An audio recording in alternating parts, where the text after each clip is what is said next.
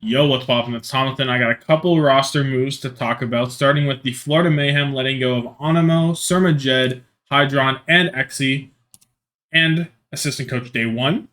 Albert Modia, the GOAT, went on to talk about how they exercised their team options for someone, Checkmate, and Rupel, which is a very good core to build around, I think.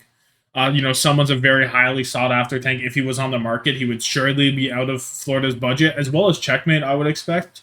Rupel surprised me quite a bit this season. I think keeping him is a lot safer than keeping Majed because he's a lot more stable. Majed is very meta dependent depending on his playstyle. Some metas, your flex support is just not going to be able to be that aggressive. Rupel, a lot more stable, you know? And Checkmate had some inconsistencies this season, but his highs were pretty good. And if they build on that, if they make him a bit more consistent, if he fixes that issue, and he was better towards the end. By all means, he did improve. I think he'll be a pretty solid addition to Florida. Now, will they be able to find another Hydron to step in at their price? Maybe not, but Exy probably wasn't $0 either. So who knows what's going on? But I think that's a good core. And then they declined the team options for Onimo and Majed, which is fine. I think you can find better in both slots for about the same price or very low. And then Hydron and Exy were both on 1-year contracts that expired, and Hydron's price range is probably above what Florida's willing to spend, and maybe he wants to go with AT. There's a whole thing that AT want to play together, and they're willing to take a discount to play together, so a bunch of teams are looking at trying to pick him up. I could see that being the case, for sure, because it's a great storyline. It's good for the players because you got pre-existing synergy, and it's a good storyline, and it's good for teams because it's good marketing, and they're the best Western players you could possibly get. So I think I would be a little surprised if we don't get an American Tornado team this season. Now, who is it? No idea. There's a lot of teams that are just throwing everything away, and a lot of them are probably in bidding wars for them. So who knows? And then he also went on to touch on when contracts expire, the team usually gets a first shot at trying to re-sign them, which kind of works with my theory that maybe they have a window where they can negotiate with other teams, but who knows? That's probably just like a general thing. Now, Toronto Defiant are releasing HEESU, and I fell to my knees in the middle of a comp game when I saw this. I was out. This is brutal. Halo said that his contract was still good. I don't know if that's true because he had a 3-year contract, I think, with Philly, and they traded the contract over with him to Toronto, if I'm remembering correctly. So it was highly unlikely he was on a 4-year contract. He's probably on a 2+1.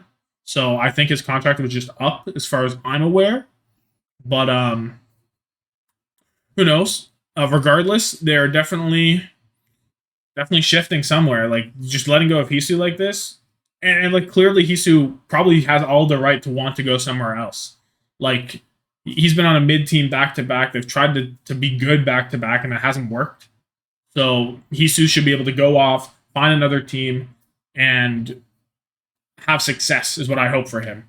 HEESU might not be the number 1 pick for a lot of teams, but I think he will be a highly considered pick. You have to consider HEESU. He's kind of like, I said it time and time again this season, he's the thinking man's hit scan. He's a little bit different than all the other ones, and he still has the mechanics to back it up too. I think he'd fit in perfectly to a lot of top teams, maybe the Gladiators, because they're releasing Happy, all that kind of stuff. Or at least Happy's LFT. I don't know if they haven't made an official announcement on that, but yeah. So I don't know where Toronto want to go. Rebuild number 4? Yeah, rebuild number 4. Who knows? Who knows? I have no idea. Your guess is as good as mine. I'm hoping for AT Toronto. That's what I'm personally hoping for. If they ditch the rest of the roster, because everyone else went LFT on the team too, but they haven't officially announced that they're parting ways. So they could just be trying to re-sign those guys, and they'll go back to being, and they'll maintain being full Korean. Who knows what's going on there? I do like teams going mixed, though. I think mixed is probably the way to go moving forward. Just get the best talent, and the rest will come after. They could. I could also see Toronto going after the full Dallas Fuel team because all of Dallas is free, and they might want to play together still. So just go steal Dallas and win a championship with a proven team. Go do that. Who knows what Toronto's doing? They have the money to do whatever they want. They just have to do it, and they have to do it right. Please, Toronto, do not be mid. Please. Please, I'm begging you. Just choose something. Just choose something and run with it.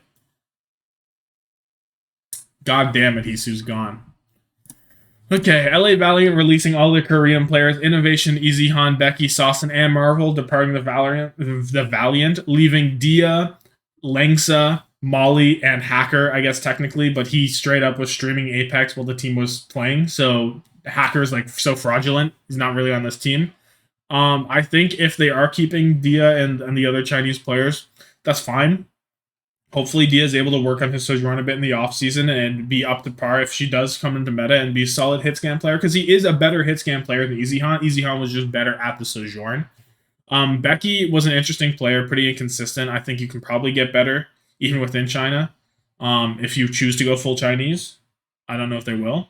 Dawson was a weird pickup from the start. There's just no place in this league for a Zarya one trick, straight up.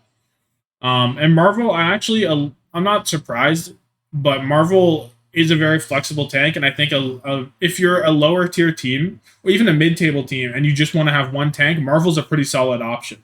There are very few tanks in the league that I think have the hyperflex capability of Marvel. Probably only Smurf and someone would be greater than him. I don't know. He's proven he can play everything, even before Overwatch 2. So that's broken. Innovation's just kind of there. Who knows? Hopefully they keep Molly. I just hope they keep Molly, and Langston should probably go, but who knows? But Molly deserves success somewhere, or Molly deserves at least a full time position. Molly's so good. I'm a huge Molly enjoyer. Next up, London Spitfire, Poco gone, Shaq's gone, Khan gone, and Sparker is still not signed. If you have this team and you're only running Hottie, Backbone, Admiral Landon, and you're missing the core piece that is your carry and Sparker, this team will suffer hugely next season. And the problem with this is I don't know if Sparker is in their budget anymore. If they're still this budget team, which I think they will be by all means, right? If you lose Sparker, this team is actually not good.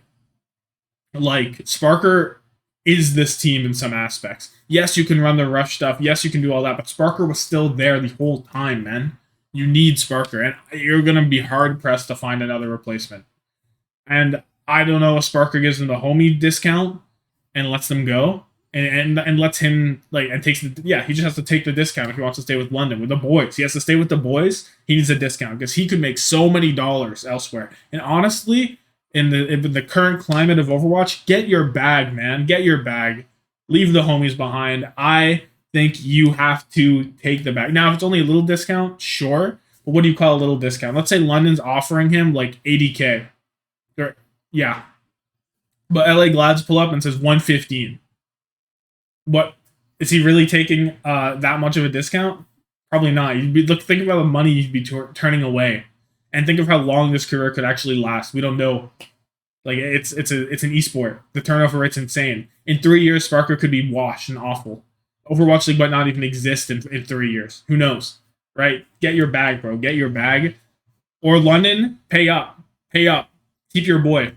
I hope they keep this boy. I would like to see him stay in London, but the prospects of him elsewhere, they're huge. Small one, Kasor's leaving the Shock, assistant coach of 3 years, I believe. This kind of supports, they're just going full Korean. I don't know too much about assistant coaches, to be honest, but if he's been there for a while, he's had some good success. A mixed or Western team should be able to pick him up, and he should be okay, probably.